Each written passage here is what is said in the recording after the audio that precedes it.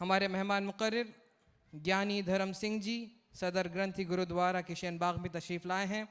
आपसे गुजारिश करता हूं कि वो आएँ और मुखातिब हो। आपको कहीं जाना है तो इसलिए आप कुछ मिनटों के लिए मुखातिब होंगे। और तमाम हजरात जो वहाँ ठहरे हैं, आपसे तमाम से गुजारिश करता हूँ कि काफ़ी सीटें यहाँ पर खाली है।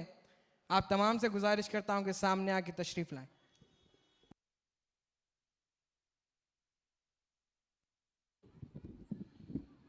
यहाँ पर जो सभी मौजूद है उनको मैं तहे दिल से नमन करता हूँ, दंडौत करता हूँ। देखो जी, हर इंसान अपने तौर तरीके से जी रहा है। धन गुरु नानक देव जी 1469 में जब इस मातलोक पे उनका अवतार हुआ, उनका 10वां रूप गुरु गोविंद सिंह जी महाराज जी कहते हैं, मानस की जात सब एके पहचान वो, अव्वली अल्लाह नूर उपाया कुदरत के सब बंदे, एक नूर ते सब जग उपजिया कौन भले को मंदे। जो हमारे सामने प्रकृति है, प्रकृति हमें एकता का पाठ पढ़ाती है। जैसे पानी का कोई धर्म नहीं है। पानी का काम है प्यास बुझाना। पानी ये नहीं पूछता तू कौन से धर्म से है, उसका काम है प्यास बुझाना। जैसे फूल है सुगंधी, उसका काम है फैलाना। फूल ये नहीं पूछता तेरा मजहब क्या है, तेरा कौम क्या है, नहीं। ऐसा प्रकृति हमें बार बार प्रकृति ये सिखा रही है। इस मानवता के लिए ये मैं प्रकृति बनी हूं। यहां पर जो भी आया है उस प्रकृति का स्वागत किया है। काम न बिसरियो, काम न बिसरियो, क्रोध न बिसरियो, लोभ न छुटियो देवा, पर निंदा मुखते नहीं छूटी, निफल भई सब सेवा। काम का कौन सा रूप है, काम का कौन सा रंग है? जब इंसान कामातुर होता है उसका कौन सा रूप है, कौन सा रंग है? पर वो काम को अंजाम दे देता है। क्रोध, क्रोध तो कोई भी कर सकता है, पर जब हम इबादत करते हैं, उस मालिक को सजदा करते हैं, उस मालिक को नमन करते हैं, क्रोध किसी के अंदर होता है, कोई बाहर कर देता है। पर ये क्रोध आता क्यों है, क्यों आता है, किसके लिए आता है?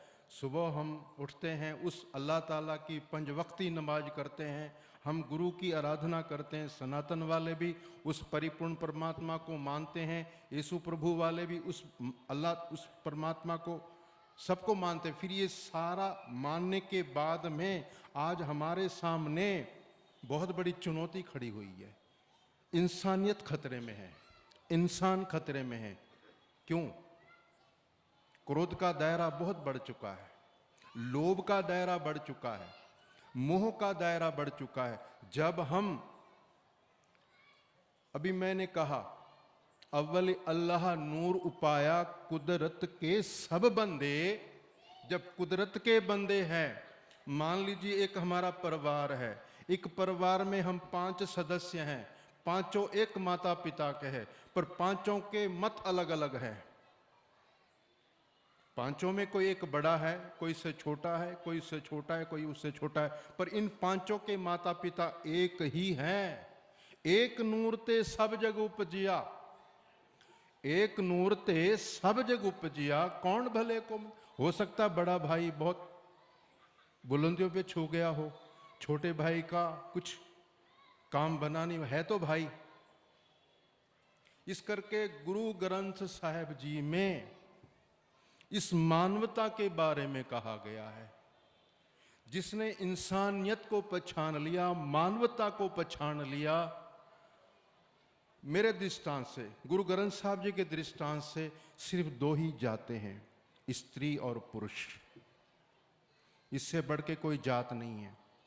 आपका रूप रंग अलग है, आपका रहन सहन अलग है, आपके तौर तरीके अलग है, इबादत करने के, परमात्मा को खुश करने के, अल्लाह ताला को खुश करने के तौर तरीके अलग अलग है, आपकी रीति रिवाज अलग अलग है, पर आपके अंदर जो बैठी हुई है उस परमात्मा की जीवात्मा, आत्मा परात्मा एको करे, अंतर की दुविधा अंतर मरे। आपके अंदर उस अल्लाह ताला की रूह बैठी हुई है, उस रूह को तो हम पहचाना नहीं।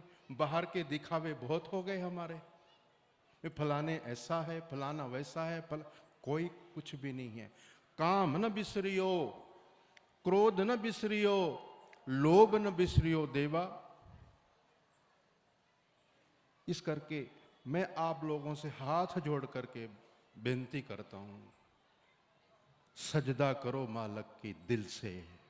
कहां नहीं है अल्लाह ताला, कहां नहीं है प्रभु जी, कहां नहीं है भगवान, वो जगह मुझे बता दीजिए। जल थल महियर भरपूर लीना, घट घट जोत तुम्हारी। हर जर्रे जर्रे में अल्लाह ताला मौजूद है। हम भूल चुके हैं, हम भटक चुके हैं, हम भटक रहे हैं। आप इंसान में आप अगर नर करनी करे, नर का नारायण होए। अगर आप इबादत करोगे, आपके अंदर अल्लाह ताला विराजमान हो जाएगा। आपके अंदर अल्लाह ताला बैठ के बोलेगा, बोल बेटा क्या चाहिए देता हूं तुझे। जो मानने वाला होता है, जानने वाला होता है, नहीं जी बस ये आपकी दया बना करके रखो। इस करके मेरी सबसे हाथ जोड़ करके बेनती है, आप जिसकी भी आराधना कर रहे हो, जिसको भी मानते हो, दिल से मानो। मददगार वो अल्लाह ताला है। मदद करने वाला, हमारी रक्षा करने वाला, सुरक्षा करने वाला, हर प्रकार की धन संपदा पदार्थ मान सम्मान देने वाला अल्लाह ताला वो मालिक है, वो वाहिगुरु है। इस करके मैं यही कहना चाहता हूं, भाई आप लोग जो आपके मजहब के तौर तरीके हैं उसके ऊपर पहरा दे करके उस अल्लाह ताला की बंदगी करो, दिल से बंदगी करो। हमारे जीवन में बदलाव आना चाहिए। आप पहले भी, एक साल पहले भी वही है, अभी भी वही है, बाद में भी वही है। फिर आपके ऊपर इस सजदा का, इस बंदगी का क्यों प्रभाव नहीं पड़ा? पढ़ना चाहिए कि नहीं पढ़ना चाहिए? आप पानी पी रहे हैं, पानी पीने के बाद तो प्यास बुझती है, फिर अल्लाह ताला का आप इबादत कर रहे हो तो इस इबादत का प्रभाव आपके ऊपर क्यों नहीं पड़ता? आपके अंदर वो प्रभाव क्यों नहीं पड़ता? पढ़ना चाहिए कि नहीं पढ़ना चाहिए? वो प्रभाव को लाना है हमने।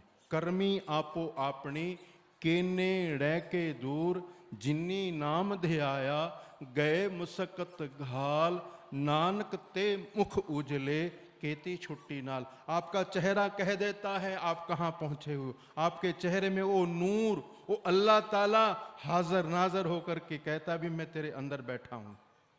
परमात्मा कोई देखने का विषय नहीं है, महसूस करने का। महसूस कीजिए आप उस अल्लाह ताला को कि अल्लाह ताला आपके अंदर बैठा हुआ है। इस करके आप लोगों का मैं तहे दिल से धन्यवाद करता हूं। पहली बार हम यहाँ पर आकर के आपके सन्मुख बैठे हैं, बहुत से लोग बहुत दूर दूर से भी आए हुए हैं। सबसे तहे दिल से मैं धन्यवाद करता हूँ। मैं एक ही एक आखिरी बात कहता हूँ, भाई आप इबादत करो, मन से करो।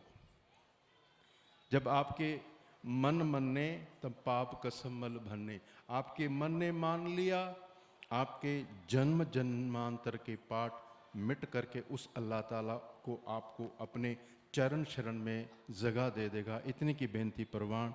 वाहिगुरु जी का खालसा, वाहिगुरु जी की फतेह।